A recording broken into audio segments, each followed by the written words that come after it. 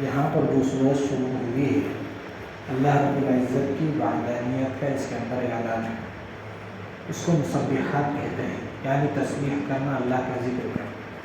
ایسی جو صورتیں ہیں تقریباً 5 ہیں اور یہ پارے 28 کے ختم تک کی صورتیں ہیں جس کو مسبحات کہتے ہیں. اس کے اندر عربی میں ایک ماضی کا صیغہ بول کے آتا ہے، یعنی گزرے ہوئے زمانے کا، اس کو مراد لیتے ہیں. اور ایک آتا ہے حالت کی زمان، یعنی جو موجودہ حال چل رہا ہے، اور ایک آنے والا زمانہ.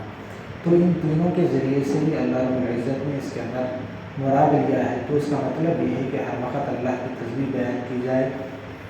تو اللہ کی تسبیح بیان کرنے کی وجہ سے دل میں مومن کے نور پیدا ہوتا ہے.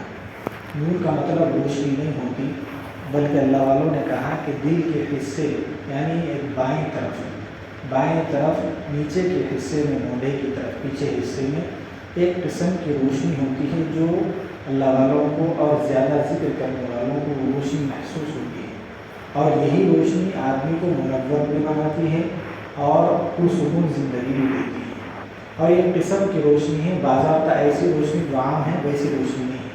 اور کہا کہ یہی روشنی پھر قیامت کے دن ایمان والوں کے لیے آگے چلے گی، جو ان کے لیے رہبر بنے گی.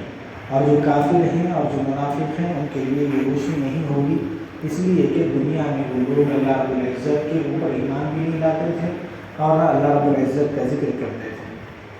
چنانچہ اس کے بعد مسلمانوں کے اوپر کچھ حالات کھلے، غزوات ہوئے. تو مدینے میں کچھ مال و دولت کے آنے کی وجہ سے مسلمان اعمال میں کچھ سستی ظاہری اعتبار سے ایسا محسوس ہوا. تو اللہ رب العزت نے مسلمانوں کو متنبع کرنے کے لیے ایک آیت اتاری کہ ابھی اتنے حالات آنے کے باوجود، اتنے احکامات کے نازل ہونے کے باوجود، کہ ابھی بھی ایمان والوں کے لیے وہ وقت نہیں آیا کہ اتنے ساری چیزیں ہونے کے باوجود بھی ان کے دل اللہ کے ذکر کے لیے نرم کیوں نہیں ہوتے.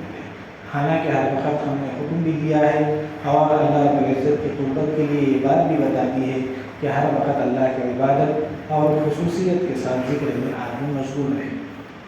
اور فرمایا کہ آدمی کی زندگی مختصر ہے. جب بچپن ہوتا ہے تو لعب کے اندر، یعنی بے فائدہ چیزوں کے اندر مشغول ہو جاتا ہے، اور جب کچھ وقت گزرتا ہے تو لہو، یعنی وقت گزاری کے اندر مشغول ہو جاتا ہے، اور جب کچھ اور بڑا ہوتا ہے تو پھر زینت کے اندر، بناؤ سنگار کے اندر ملوث ہو جاتا ہے.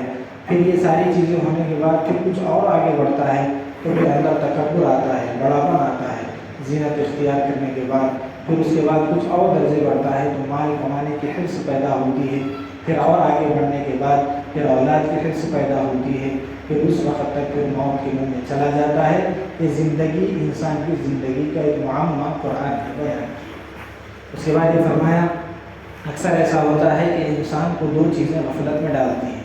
ایک تو ہے کہ زیادہ مال کا آ جانا، زیادہ مال کے اور عیش و عشرت کے آ جانے کی وجہ سے انسان اللہ رب العزت سے غفلت اختیار کرتا ہے.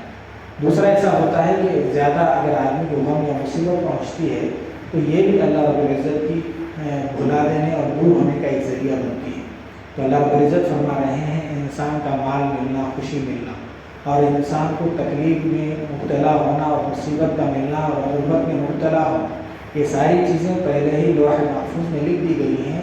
لہٰذا ان چیزوں کو اگر کوئی چیز اس کو پہنچ رہی ہے، خوشی یا غم، تو ان چیزوں کو اللہ کے رب العزت کی طرف مائل کرے اور ظاہری اعتبار سے ان چیزوں کی طرف توجہ نہ کرے.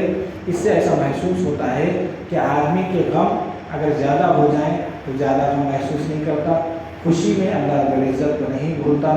تو اللہ رب العزت کے تعلق کی بنیاد پر وہ دنیا اور آخرت میں دونوں جگہ بھی یہ کام آتا ہے. یہ بات بتائے.